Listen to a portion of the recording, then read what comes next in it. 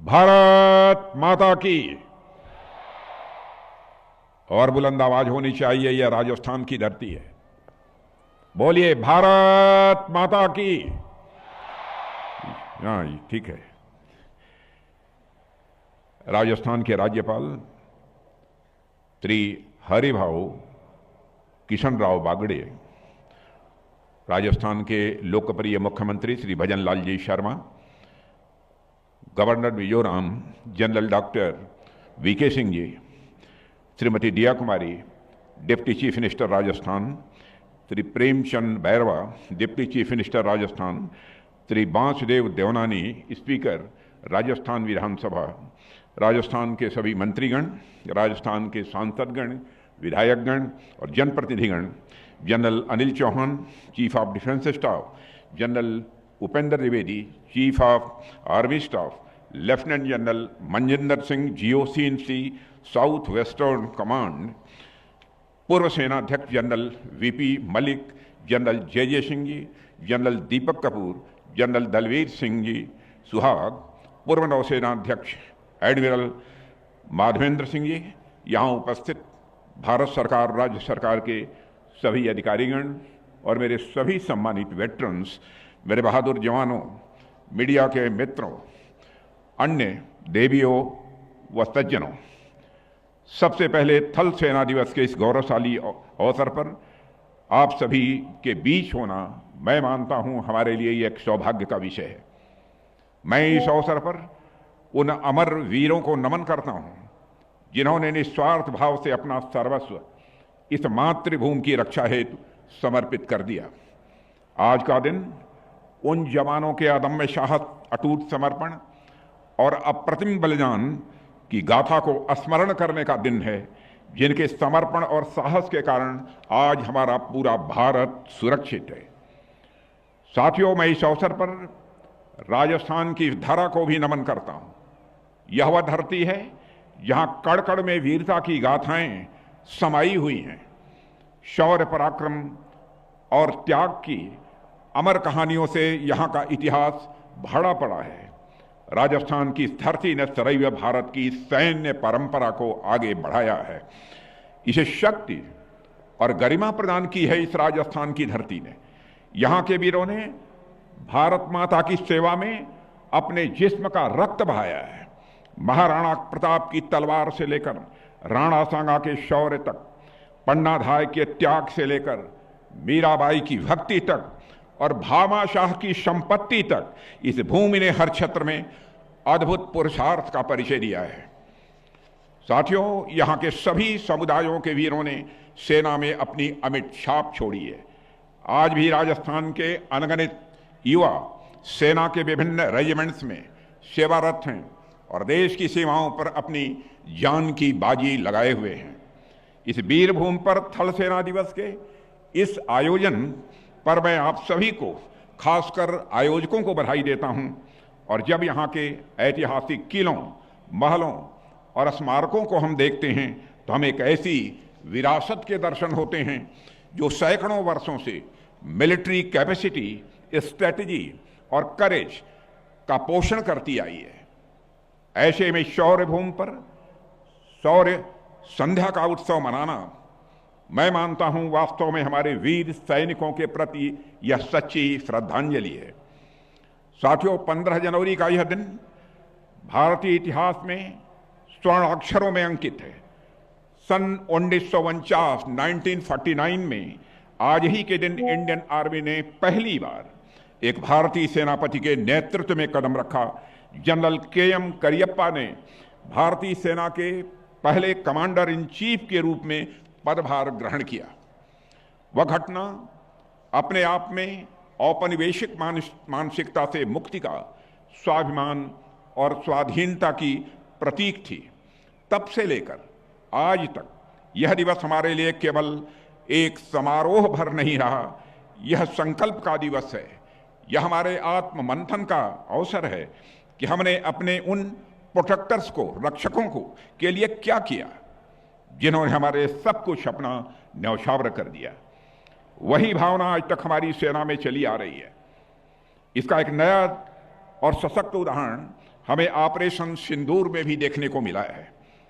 इस अभियान में भारत ने सिर्फ अपनी सैन्य ताकत ही नहीं दिखाई, बल्कि अपने राष्ट्रीय स्वभाव का भी परिचय दिया है। साथियों, आतंकियों के खिलाफ की गई कार्रवाई पूरी तरह से सोच समझकर और मानवीय मूल्यों को ध्यान में रखकर की गई।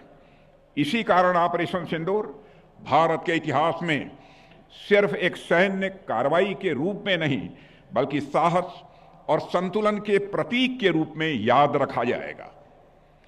साथियों, आप लोगों ने ऑपरेशन सिंदूर के दौरान जिस शौर्य का परिचय दिया है, उसके लिए मैं सभी अपने सेना के जवानों को हार्दिक बधाई देता हूं। और साथियों, यह भी सच है कि ऑपरेशन सिंदूर अभी पूरी तरह से समाप्त नहीं हुआ है, क्योंकि जब तक आतंकी सोच खत्म नहीं होती, तब तक शांति के लिए हमारा यह प्रयास लगातार चलता रहेगा। मैं राजस्थान की इस वीर धरती से की मैं घोषणा कर रहा हूं। साथियों, अक्सर हम एक सैनिक को केवल एक योद्धा के रूप में देखते हैं, एक ऐसा व्यक्ति जो हथियार उठाए सीमा पर डटा रहता है। किंतु क्या एक भारतीय सैनिक की पहचान केवल इतनी ही सीमित है? ऐसा मेरा मानना है कि भारतीय सैनिक सिर्फ योद्धा नहीं होता, बल्कि अपने आप में वह एक दार्शनिक होता है और एक स्किल्ड मैनेजर होता है, कुशल प्रबंधक भी वह होता है। साथियों, मैं सैनिक को दार्शनिक इसलिए कह रहा हूं क्योंकि एक सैनिक के जीवन में दर्शन सेवा परमो धर्म पर आधारित है। एक सैनिक अपना सब कुछ छोड़कर राष्ट्र की सेवा को समर्पित हो जाता है। निस्वार्थ सेवा के जिस दर्शन की बात हमारे शास्त्रों में की जाती है, उसका सबसे बड़ा उदाहरण तो एक सैनिक का जीवन ही होता है। एक सैनिक में आपको जहां कठोरता भी दिखेगी और कोमलता भी दिखेगी, और सैनिक अपने दुश्मन के प्रति कठोर होता है, किंतु आत्मसमर्पण कर चुके शत्रु के प्रति या फिर पीड़ित नागरिक के प्रति उसका हृदय कोमलता से भर जाता है। ऐसा होता है हमारा भारतीय सैनिक। साथियों, एक व्यक्ति में जिस तरह से विपरीत गुण हमें देखने को मिलते हैं, यह अपने आप में कोई विरोधाभास नहीं है, बल्कि एक यूनिक क्वालिटी है। साथियों, एक भारतीय सैनिक के लिए उसका कर्तव्य एक यज्ञ के समान होता है। वह युद्ध भूमि उसकी यज्ञशाला होती है और उसका त्याग उसकी आहुति होती है। वह जानता है कि इस यज्ञ का कोई व्यक्तिगत लाभ नहीं मिलने वाला है। एक सैनिक जानता है कि उसके सभी कर्मों का फल व्यक्तिगत नहीं, बल्कि संपूर्ण राष्ट्र की सुरक्षा और समृद्धि के रूप में प्राप्त होता है। और यह निस्वार्थ सेवा का वह उच्चतम आदर्श है जिसकी परिकल्पना हमारे ऋषियों और मनीषियों ने की थी। मुझे लगता है कि देश के सभी नागरिकों को, विशेषकर हमारे नौजवानों को, हमारे सैनिकों से राष्ट्र की निस्वार्थ सेवा का यह गुण सीखना चाहिए। साथियों, दार्शनिक के अलावा मैं सैनिक को एक कुशल प्रबंधक, एक स्किल्ड मैनेजर भी मानता हूं। ऐसा इसलिए क्योंकि सैनिक का संबंध सिर्फ युद्ध से नहीं होता। युद्ध तो बहुत रेयर देखने को मिलता है, कभी कभी देखने को मिलता है, लेकिन युद्ध की तैयारी यह रोजमर्रा की चीज होती है। आप देखिए, कोई भी साधारण युवा जब सेना में प्रवेश करता है तो उसके अंदर किस तरह से रेडिकल चेंजेज हमको देखने को मिलते हैं। सेना में उसे सिखाया जाता है कि स्वयं के लिए जीना क्या होता है और देश के लिए जीना क्या होता है, दोनों में अंतर क्या होता है, यह उसे सिखाया जाता है। उसे समय का महत्व समझाया जाता है कि एक सेकंड की देरी भी कभी कभी असंख्य लोगों के जीवन को दांव पर लगा सकती है। उसे शारीरिक कष्ट सहने की क्षमता विकसित करनी होती है, चाहे गर्मी हो, चाहे सर्दी हो, चाहे बर्फ हो, चाहे रेगिस्तान जैसी रेगिस्तान हो, उसे हर परिस्थिति में खुद को ढालना होता है। ऐसा होता है हमारा बहादुर भारत का सैनिक। साथियों, इन सबसे भी महत्वपूर्ण बात, उसे टीम वर्क सिखाया जाता है। और यह मेरा सौभाग्य है कि एक रक्षा मंत्री के रूप में मुझे सेना को बेहद नजदीकी से देखने का और ऑब्जर्व करने का अवसर भी मिला है। और मैंने हमेशा देखा है सेना में मैं नहीं बल्कि हम होता है। यहां पर्सनल कुछ नहीं होता, यहां व्यक्तिगत कुछ नहीं होता, यहां सब कुछ सेना का होता है। कोई भी निर्णय व्यक्तिगत नहीं होता, कोई भी जीत व्यक्तिगत नहीं होती, सब कुछ सामूहिक होती है। सही मायने में सेना की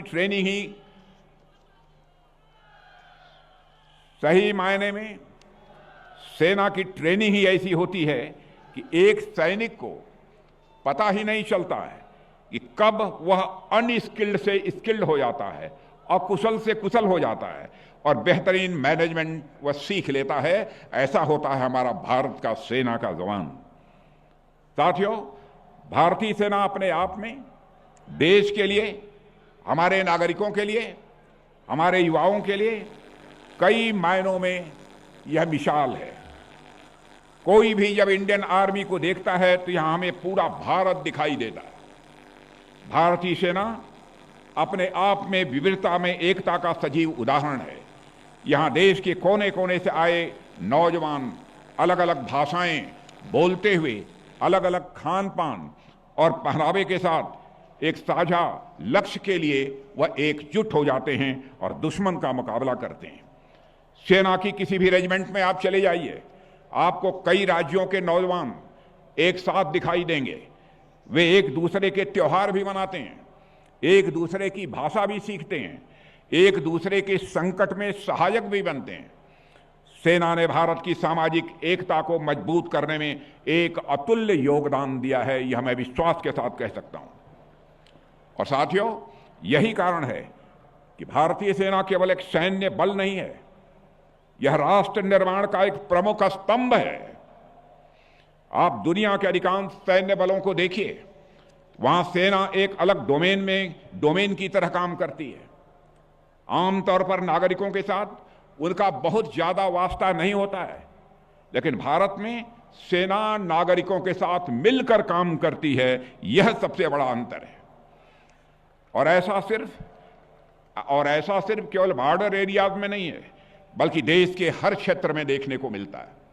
और साथियों, जनता सेना पर अटूट विश्वास करती है। यह विश्वास ही सेना की, मैं मानता हूं, कि सबसे बड़ी ताकत है। सैनिक जानते हैं कि वे जिस जनता की रक्षा कर रहे हैं वह उनके परिवार का हिस्सा है, और जनता जानती है कि उनके सैनिक कभी भी उन्हें निराश नहीं कर सकते। यह पारस्परिक विश्वास का बंधन ही हमारे राष्ट्रीय सुरक्षा ढांचे की यह नींव है। साथियों, हमारे सैनिकों ने वहां न केवल शांति बनाए रखी है, मैं कह सकता हूं, बल्कि उन दो देशों के नागरिकों के लिए मेडिकल हेल्प, इंफ्रास्ट्रक्चर डेवलपमेंट का निर्माण और ह्यूमैनिटेरियन हेल्प भी प्रदान की है जहां भी आवश्यकता पड़ी है। हमारी सेना दुनिया के लिए एक शांति दूत बनकर उभरी है। इससे भारत की जो वसुधैव कुटुंबकम की भावना है, इससे स्वाभाविक रूप से उसे बल मिला है।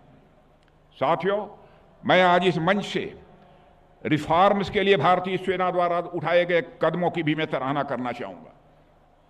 आमतौर पर किसी भी बड़े ऑर्गेनाइजेशन में एक चुनौती यह होती है, उसमें रिफॉर्म्स कंपैरेटिवली, अपेक्षाकृत धीरे धीरे, कंपैरेटिवली स्लो हो जाते हैं। ऑर्गेनाइजेशन इतना बड़ा होता है कि कोई भी सुधार उसमें लागू कर पाना इतना आसान नहीं होता। लेकिन इंडियन आर्मी ने यह दिखाया है कि ऑर्गेनाइजेशन, संगठन बड़ा होने के बावजूद भी अगर इच्छा शक्ति है तो रिफॉर्म को तेजी से लागू करने में कोई समस्या नहीं आती है। और साथियों, हम 2047 तक भारतीय सेना को, मैं बतलाना चाहता हूं इस राजस्थान की वीरभूमि से, हम 2047 तक प्रधानमंत्री श्री नरेंद्र मोदी के नेतृत्व में भारतीय सेना को दुनिया की सबसे सशक्त सेना बनाने की ओर बढ़ रहे हैं।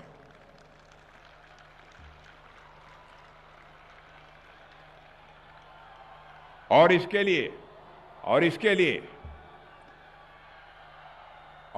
लिए मेरे साथियों, आप सबकी तारीफ होनी चाहिए। आप अभी से लेकर 2047 तक के रोड मैप को ध्यान में रखकर आगे बढ़ रहे हैं। साथियों, इस समय हमारे आसपास दुनिया की जो स्थिति चल रही है उससे हम सभी वाकिफ हैं। हम एक ऐसे दौर से गुजर रहे हैं जहां स्थापित धारणाएं, एस्टैब्लिश्ड नोशंस या टूट रहे हैं या तोड़े जा रहे हैं। दुनिया अनसर्टेनिटी के दौर से गुजर रही है। ऐसे में यह बात तो पूरी तरह से स्पष्ट है कि सेनाओं का मजबूत रहना तथा सेनाओं का मॉडर्नाइज और आत्मनिर्भर रहना किसी भी देश के अस्तित्व के लिए जितना आज महत्वपूर्ण हो चुका है उतना पहले कभी नहीं रहा है। ऐसी स्थिति में सेनाओं का मजबूत रहना यह सर्वोपरि है। दूसरी ओर जो इंटर सर्विसेज लिंकेजेज हैं उनको भी लगातार मजबूत करना होगा मेरे साथियों, क्योंकि जैसे युद्ध के डायमेंशंस का विस्तार हो रहा है उसे देखते हुए अब कुछ भी अप्रत्याशित, अनएक्सपेक्टेड नहीं रह गया है।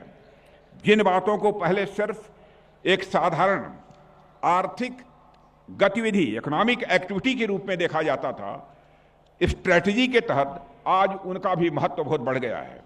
हमारी सेनाएं हमारी प्राइमरी स्ट्रेंथ हैं, हमारी प्राथमिक ताकत हैं। इसलिए आपका सबके साथ फॉरवर्ड लुकअप कोलैबोरेशन यह आवश्यक है। और साथियों, हमने सेनाओं में महिलाओं की भूमिका को बढ़ाने में भी कई सकारात्मक प्रयास किए हैं। पारंपरिक रूप से महिलाओं को सेनाओं में सपोर्ट आर्म्स के रूप में बहाल किया जाता रहा है पहले, लेकिन प्रधानमंत्री जी का यह विजन रहा है कि महिलाओं की भूमिका को बढ़ाया जाए। इसलिए धीरे धीरे हमने इस दिशा में कदम उठाया है। मैं समझता हूं कि राजस्थान वासियों के द्वारा इसका स्वागत किया जाना चाहिए। लेकिन जितनी तेज तालियां होनी चाहिए उतनी तेज तालियां नहीं हुई महिलाओं के नाम पर। नारी सम्मान यह राजस्थान की परंपरा रही है। इसलिए धीरे धीरे मेरे साथियों, धीरे धीरे हमने इस दिशा में भी कदम उठाए हैं। धीरे धीरे इस दिशा में भी हमने कदम उठाए हैं। आर्मी में हमने 60 सर्विस कमीशन से कमीशन्ड महिलाओं को परमानेंट कमीशन में कन्वर्ट करने का प्रोविजन कर दिया है और जेंडर इक्वलिटी के एक बड़े मुद्दे को दूर किया है। नेशनल डिफेंस एकेडमी में ने एक महत्वपूर्ण कदम उठाते हुए 2021 में हमारी बेटियों के एडमिशन की भी शुरुआत कर दी है। यह हमारे लिए कोई आसान कदम नहीं था। कई प्रकार की ट्रेडिशनल और कल्चरल बाधाएं हमारे सामने थीं। यह बाधाएं आज भी हमारे समक्ष मौजूद हैं, परंतु हमारा प्रयास है कि हम लगातार इसी तरह महिलाओं को आर्म्ड फोर्सेज में ऐसे वातावरण प्रदान करें जिसमें उनको इक्वल अपॉर्चुनिटी मिले, यानी समान अवसर मिले। मेरे साथियों, मैं थल सेना दिवस के इस अवसर पर सेना में आने की इच्छा रखने वाले, मैं समझता हूं यहां बहुत सारे जो युवा बैठे हैं उनमें से बहुत नौजवानों की यह इच्छा होगी। इसलिए मैं यह बात कह रहा हूं कि मैं थल सेना दिवस के इस अवसर पर सेना में आने की इच्छा रखने वाले सभी युवाओं से भी एक विशेष अपील करना चाहता हूं। सेना में होना दूर से देखने पर भले ही एक नौकरी जैसा लगता है, लेकिन वास्तव में यह एक नौकरी से कहीं ज्यादा बढ़कर है। यदि आपके अंदर देश के प्रति प्रेम है, यदि आप चुनौतियों से लड़ना चाहते हैं, यदि आप अपने व्यक्तित्व को मजबूत करना चाहते हैं, तो सेना आपके लिए सर्वोत्तम क्षेत्र है। यह मैं राजस्थान के नौजवानों से कहना चाहता हूं। और मेरे साथियों, सेना में जाने के लिए केवल शारीरिक बल ही पर्याप्त नहीं है। मेंटल कैपेसिटी, मानसिक क्षमता, मॉरल करेज, नैतिक साहस, डिसीजन मेकिंग एबिलिटी, निर्णय लेने की योग्यता, क्षमता और लीडरशिप या नेतृत्व जैसे गुणों की भी आवश्यकता होती है। और इन सारी चीजों को मैं देखता हूं तो मैं कह सकता हूं कि राजस्थान के नौजवानों में यह सारी चीजें मुझे देखने को मिलती हैं। और आप इन गुणों को विकसित करें। आप सभी अपने शिक्षा पर भी ध्यान दें, खेलों में भाग लें, लेकिन अनुशासन में रहें। देश के प्रति अपनी जिम्मेदारी को आप समझें। सेना आपको वह सब कुछ दे सकती है जो एक नौजवान चाहता है। आपको यहां एडवेंचर भी मिलेगा। सैनिकों की तो डेली लाइफ ही अपने आप में एक एडवेंचर है। आपको यहां सम्मान भी मिलेगा, देश सेवा का अवसर भी मिलेगा और आपको एक उज्जवल भविष्य भी मिलेगा। मेरे साथियों, आज का दिन देश के लिए भी एक गर्व का दिन है, लेकिन गर्व के साथ साथ नागरिकों की कुछ जिम्मेदारी भी बनती है। हमारे सैनिकों ने हमारे लिए जो कुछ भी किया है, उसके प्रति हमारा कर्तव्य है कि हम उनके परिवारों का ध्यान रखें, ख्याल रखें। हमारा कर्तव्य है कि हम राष्ट्र की एकता और अखंडता को बनाए रखें, ताकि हमारे सैनिकों का बलिदान किसी भी सूरत में व्यर्थ न जाने पाए। हमारा कर्तव्य है कि हम देश की प्रगति में योगदान दें, क्योंकि एक समृद्ध और शक्तिशाली राष्ट्र ही अपनी सेना को सबल बना सकता है। हमारी सरकार भी सैनिकों के प्रति अपनी इस जिम्मेदारी को अच्छी तरह समझती है। हमारे प्रधानमंत्री जी के नेतृत्व में हमने हमेशा राष्ट्रीय सुरक्षा और सेना की क्षमताओं को सशक्त बनाने पर ध्यान दिया है। आमतौर पर किसी भी गवर्नमेंट एक्सपेंडिचर से पहले, सरकारी खर्च से पहले कई लेवल्स पर यह परखा जाता है कि जो संसाधन की रिसोर्सेज की आवश्यकता क्यों है, उसका उपयोग कहां होगा और कितना आवश्यक है। लेकिन जब बात भारतीय सेना की आती है तो देश की सुरक्षा को सर्वोपरि मानते हुए सेना की मजबूती के लिए कोई भी आवश्यक खर्च करने से पहले कभी संकोच नहीं किया जाता है। हमारी प्रतिबद्धता, हमारा कमिटमेंट केवल वर्तमान में सेवारत जवानों तक ही सीमित नहीं है, बल्कि उन वेटरन्स तक भी उतनी ही गहरी है जिन्होंने अपने जीवन के अमूल्य वर्ष राष्ट्र की सेवा को समर्पित किए। जो कुछ भी सरकार हमारे वेटरन्स के लिए करती है, मैं समझता हूं कि वेटरन्स के ऊपर कोई एहसान नहीं है, बल्कि सरकार अपने कर्तव्य का, अपनी जिम्मेदारी का वह निर्वाह करती है। मेरे बहनों भाइयों, साथियों, आज का दिन अपने आप में एक विशेष महत्व रखता है। आज 15 जनवरी को हम भारतीय थल सेना दिवस मना रहे हैं और ठीक एक दिन पहले 14 जनवरी को हमने वेटरन्स डे मनाया। कल ही अपने सारे वरिष्ठ वेटरन्स को बड़ी संख्या में मैंने दिल्ली में ही संबोधित किया था। उनसे मिलकर मुझे अनुकूल संवेदना हुई है, बेहद खुशी हुई है। आज भी भले ही उनकी आयु 75 और 80 की हो गई होगी, लेकिन साथ जवानी में जो उनका हौसला था, आज भी इस उम्र में भी उनका हौसला उसी तरह कायम है। साथियों, आज यह दोनों भारतीय थल सेना दिवस और वेटरन डे जो 14-15, यह बिल्कुल एक दिन के अंतर पर हैं। यह केवल एक संयोग नहीं है, बल्कि यह दिखाता है कि हमारे लिए वर्तमान में सीमा पर तैनात सैनिक जितने महत्वपूर्ण हैं, उतने ही महत्वपूर्ण वे हमारे वेटरन्स भी हैं जिन्होंने अतीत में देश की रक्षा की जिम्मेदारी निभाई है। साथियों, हम ईश्वर से यही प्रार्थना करते हैं कि वह हमें यह सामर्थ्य प्रदान करे कि हम हर परिस्थिति में अपने सैनिकों और वेटरन्स के हित में निरंतर कार्य करते रहें। अंत में मैं आप सभी को एक बार फिर भारतीय थल सेना दिवस की हार्दिक शुभकामनाएं देता हूं और आशा करता हूं कि हम इसी तरह से मिलकर राष्ट्र के विकास के लिए काम करते रहेंगे। आपने मुझे अपने बीच आमंत्रित किया, इसके लिए मैं आभार व्यक्त करते हुए यहीं अपनी बात समाप्त करता हूं। और एक बार मैदान में बैठे मेरे सारे जितने भी लोग मैदान में बैठे हैं, हमारे भाई बहन, हमारे बुजुर्ग, मैं सभी से निवेदन करूंगा कि एक बार अपने स्थान पर खड़े हो जाइए और खड़े होकर बोलिए, भारत माता की। और तेज आवाज आने चाहिए, राजस्थान की धरती है। बोलिए, भारत माता की, भारत माता की। बहुत बहुत धन्यवाद।